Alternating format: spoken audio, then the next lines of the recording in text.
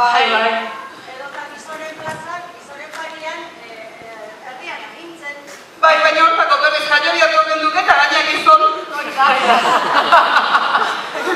Gizonak. Hoi ez daukaten horiek muturra. Bai. Hoi ez daukaten muturra.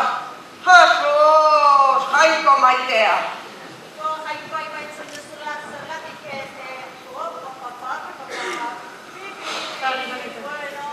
Jaikoa? Azteko zazpiogunak erabilitade altzerri. Bai, gue fatxiri bintzatez eskatu bigauza bate egiteko, Estek ez du biarra nuzeko. Bueno, entzan hori esan emakumea.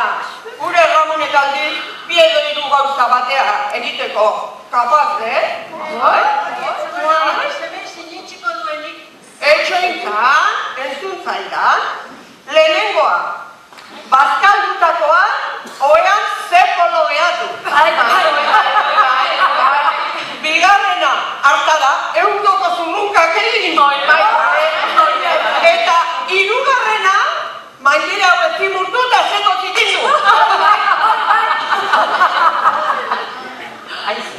Zeari gaitun, zer emontre, maindirekin hemen borrokan, zeari gaitun gizonez izketan. Badut gareia geukan pentsatu, eta gutaz hitz egiteko. Ez dakiniapa. Hemen dilarun urtea. Imaginatu, 2015 urtea. Emakumea baino juntzen. Lareun. Lasaiozue orain artean, lotxak horretako gana. Eskerrik asko guztiagatik, asko maite zaitu nama. Lasaiozue orain artean, lotxak horretako gana. Eskerrik asko guztiagatik, asko maite zaitu nama.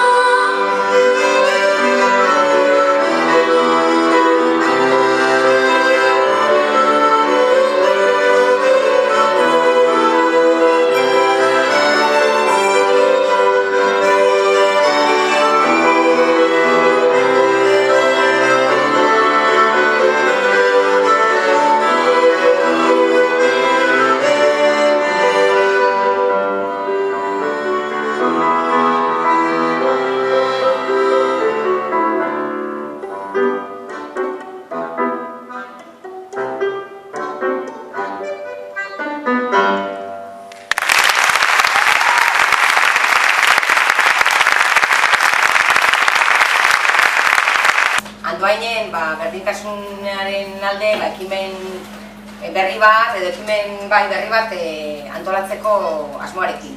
Eta hor ekartu ginen talde txiki bat, handitzen joan dena urtetik urtera, eta erabaki izan kalejira martxoak 8 emakume pausoz pausoko leloarekin egiten den kalejira. Eta esperientzia izan da, erantzuna oso ona izan zala herritarren aldetik, eta gure helburua zen, agerian ustea, emakume asko eta asko daudela Andoainen isilpean eta itzalean aritu direnak, eta errekonozimendu bat, herri mailan behar zutela errekonozimendu bat. Gaur egun ere, sarritan gutxietxea. Itxuraren menpeko izaki desiragarria, eskubidez urria. Makina bat iragarkiren amu eta neurria. Argatik, ama lurraren kumea denez, emankortasunaren soro eta iturria. Berdintasuna da gure aldarria. Izan gaitezen gure nortasunaren egia. Eta ez diezaiogun utzi menpekotasunari estaltzen gure grinen egarria.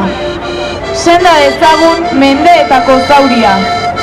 Izan gaitezen gure nortasunaren egia.